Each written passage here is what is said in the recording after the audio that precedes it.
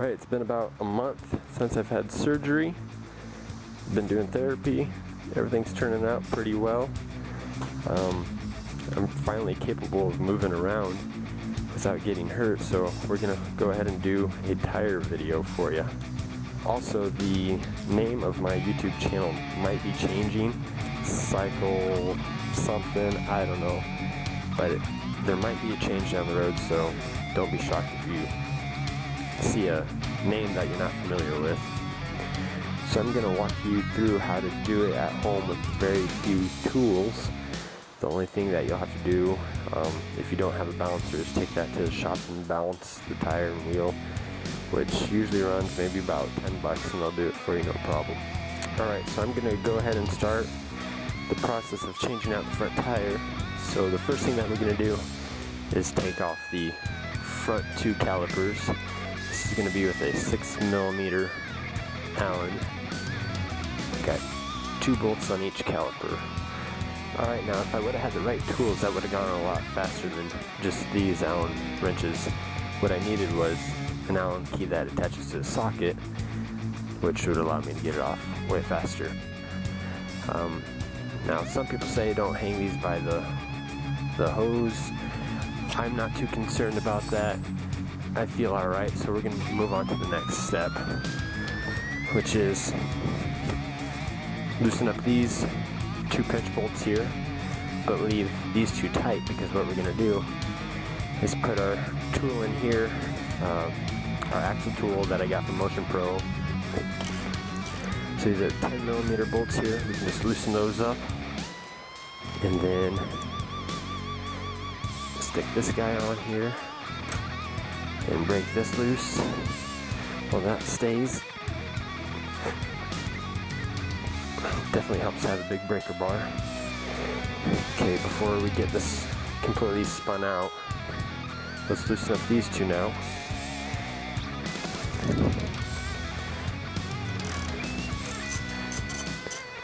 Okay, those 2 are loose. Let's go ahead and push this back in so that this pops out a little bit, just like such. And then we can continue taking the threads out, which will remove the axle for us. Where's my block? There. There's that part.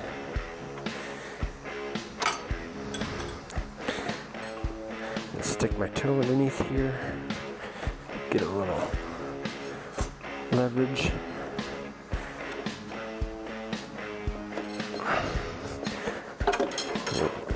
Wiggle. Set that aside. And we will pull out. Okay, now to go from the old to the new, we're going to need a few things. So I'm going to go grab those right now. You need some soapy water. Need some tire spoons and a valve core remover. Alright, so let's actually start by taking the valve cap off, and we will also take the valve stem out. Alright, so now the plan is I've got these 1x under here to get the disc off the ground so I don't bend it or anything. Grab my truck, run up on this board so I can break the bead. That's going to be the plan.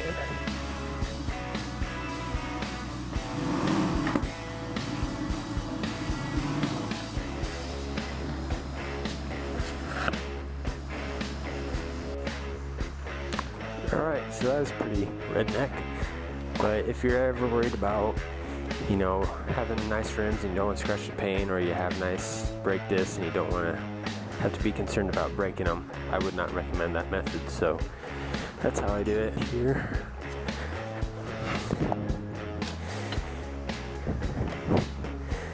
And we'll stick our spoons in and see about getting this tire off. Gotta make sure to have that tire in the drop zone.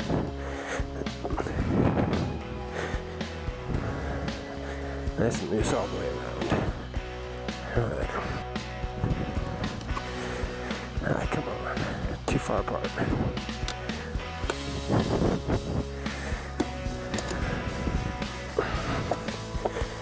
Now once you get it started, then it's not too bad.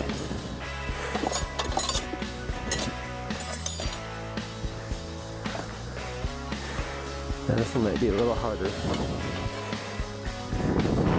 to get started, but shouldn't be bad.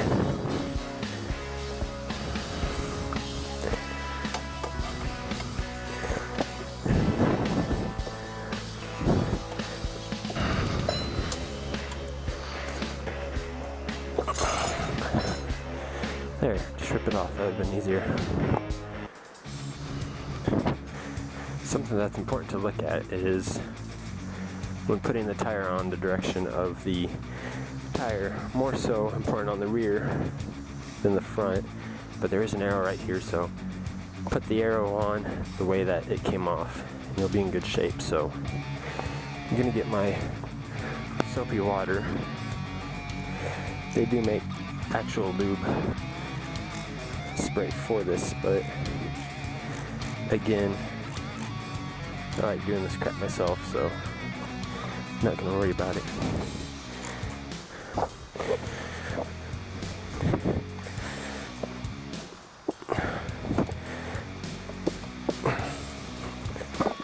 Alright,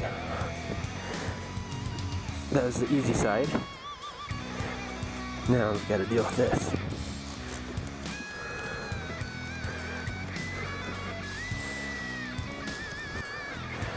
Alright, got some lube on there. Let me get this started.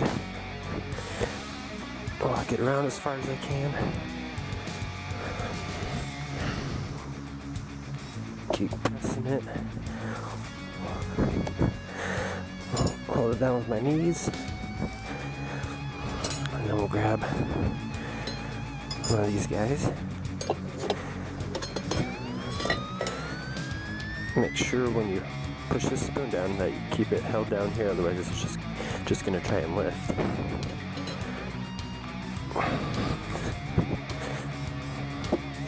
Alright. And it's on. Now that it's on, what you want to do is find a dot on your tire. Where is it at? Seriously? There's no dot on here?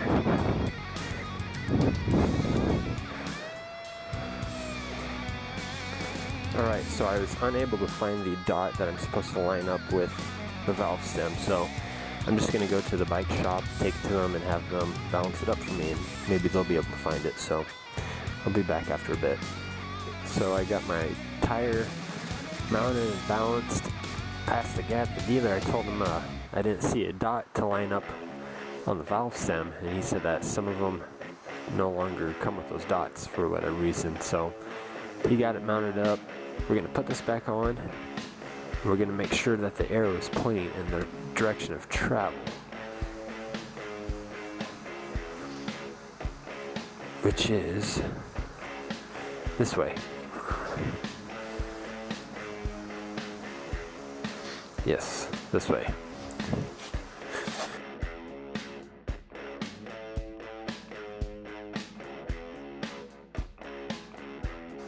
So it's lubed up a little bit, but I'm just going to put a little bit of assembly grease on it just for the heck of it.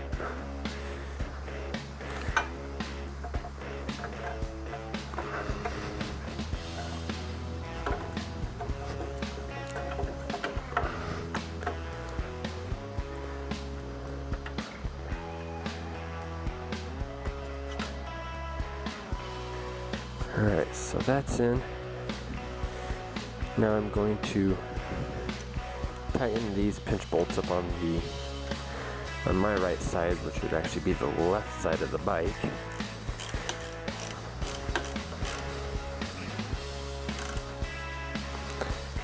Just snug for now. We'll torque them down in a minute. Then get this guy in. Get it started.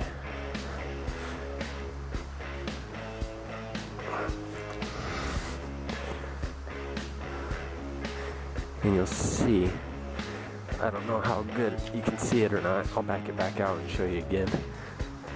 This part of the axle tube, when I tighten it, will slide into the bearing of the wheel.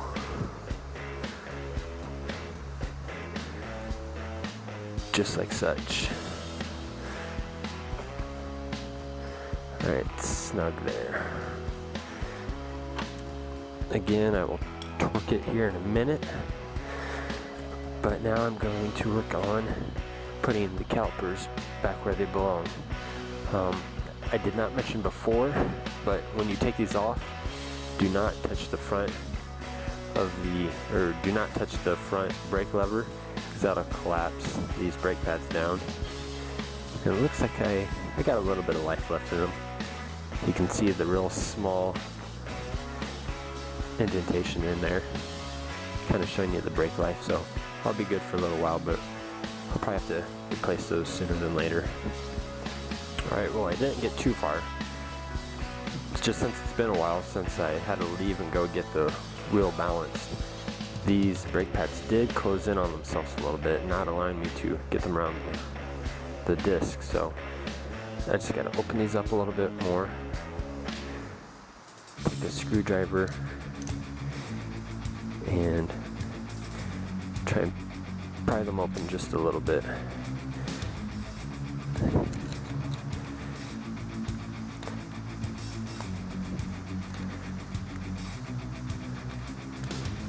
There we go. And I do have some Loctite that I'm going to put on the bolts as well. Alright, I'm going to be completely honest here. I put that wheel and tire on backwards.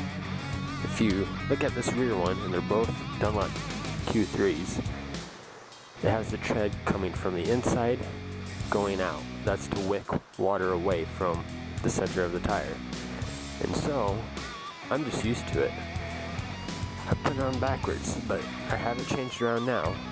If you look at the tread, it goes from the outside in, where the back tire goes inside out. So I put it on backwards. I was looking on forums, and they had said that they do so that when you're on your brakes in the water, it will disperse the water towards the center, because if you're turning, your contact patch is going to be over here. So they don't want the water wicking to the outside of the tire. They have it wicking to the inside, so they have a better contact patch. Alright, I'll have these specs up on the screen and in the description as well. But these ones need to be torqued to 16.5. It'd be the axle pinch bolts. We'll do this side first, and then we'll do the axle itself next, because we cannot fasten the pinch bolts on the other side until that axle is tight. And now this axle is 72.5. To help if I'd use the 24mm end. So we'll get this torqued.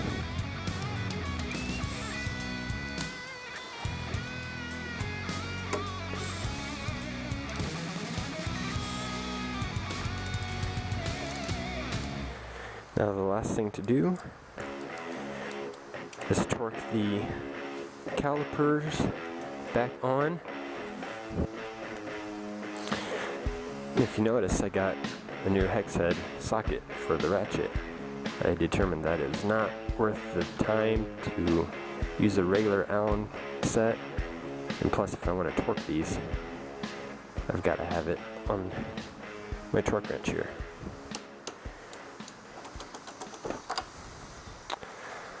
Alright, now the last thing, go ahead and pump that brake a little bit there to get some fluid back into the brake calipers. Now they're nice and snug. That first pull, there's no pressure behind it at all, so make sure you do that before you go out riding. Very, very important. This is all just advice. I'm not responsible for anything that you screw up or any injuries that you may occur by being stupid. So hopefully this helps you out a little bit. I've got a few ideas for some more videos coming up, but it all depends on how much time I have